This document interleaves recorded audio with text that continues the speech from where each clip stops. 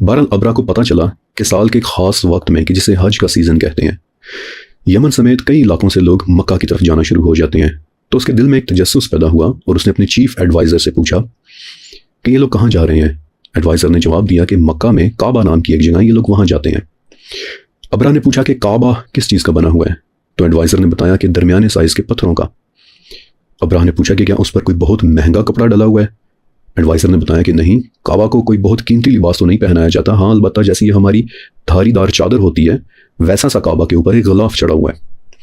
ابرا نے کہا کہ اچھا، اگر ایسی بات ہے تو پھر میں کعبہ سے کئی گنا بہتر جگہ بنا سکتا ہوں۔ اور تب ابرا نے یمن کے ایک شہر صنعاء میں ایک بڑا سا گھر بنوایا کہ جس میں 4 رنگوں کے پتھر لگے ہوئے تھے، red, yellow, black and white, اور ان پتھروں کو سونے اور چاندی کے پتھروں کے ساتھ سجایا ہوا تھا، یعنی کہ اس کے گھر کی دیواروں پر گولڈ اینڈ سلور پلیٹڈ کام ہوا تھا، جبکہ بڑے دروازے کے بالکل اوپر ایک بڑا سا سرخ رنگ کا یاقوت رکھا ہوا تھا۔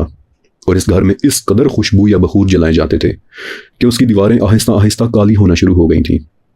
بہرحال اس گھر کے متعلق ابرا نے اعلان کیا کہ آج کے بعد اب کوئی مکہ نہیں جائے گا، بلکہ تمام طواف میرے اس گھر کے گرد ہوگا۔ اور واقعی کئی سال تک یمن کے کچھ قبیلے پھر اس گھر کا ہی طواف کرتے رہے تھے۔ لیکن پھر ایک وقت ایسا آیا کہ عرب قبیلے بنو کنانہ کا ایک آدمی نفیل خشمی کو ابرا کی حرکت برداشت نہیں ہوئی۔ وہ دل ہی دل میں اس پر بہت کڑتا تھا کہ یہ ہمارے کعبے کی کیا میمکری ہو رہی ہے، اور اس نے فیصلہ کیا کہ ایک دن میں بھی ابرا کے اس گھر کو پامال کر کے رہوں گا۔ اور ایک رات نفیل اس گھر میں داخل ہوا، وہاں بہت ساری گندگی پھیلا دی اور خاموشی کے ساتھ واپس چلا گیا۔ جب اگلے دن ابرا کو اس بات کی رپورٹ کی گئی تو بڑا غصے میں آیا اور کہنے لگا کہ ہو نہ ہو یہ یقیناً کسی عرب آدمی کا ہی کیا دھرا ہے، اور میں قسم کھاتا ہوں کہ میں بھی ان کے کعبہ کا ایک ایک پتھر توڑ کر لاؤں گا۔ اب جیسا کہ میں نے آپ کو بتایا کہ ابرا بادشاہ نہیں تھا، بلکہ بادشاہ خود ایتھیوپیا میں رہتا تھا، لہٰذا ابرا نے بادشاہ کو خط لکھا کہ وہ اپنا سب سے بڑا ہاتھی یمن بھیج دے۔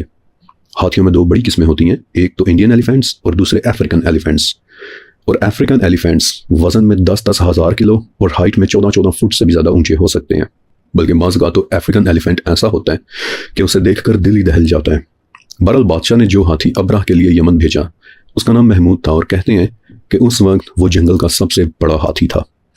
اب محمود کو ملا کر ان لوگوں نے 9 یا 13 ہاتھی اور بھی شامل کیے، 60,000 لڑاکے آدمی لیے اور مکہ کی طرف مارچ شروع کر دی، ایسے کہ ابرا خود سب سے بڑے ہاتھی محمود کے اوپر بیٹھا ہوا تھا۔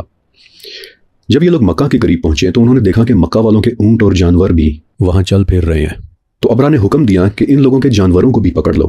اب ان جانوروں میں عبد المطلب یعنی نبی علیہ السلام کے دادا کے اونٹ بھی تھے، اور جب عبد المطلب کو پتہ چلا کہ ابرا نے ان کے اونٹ بھی پکڑ لیے ہیں تو انہوں نے کسی طرح سے ابرا تک ایک پیغام بھجوایا کہ میں آپ سے ملنا چاہتا ہوں۔ مزے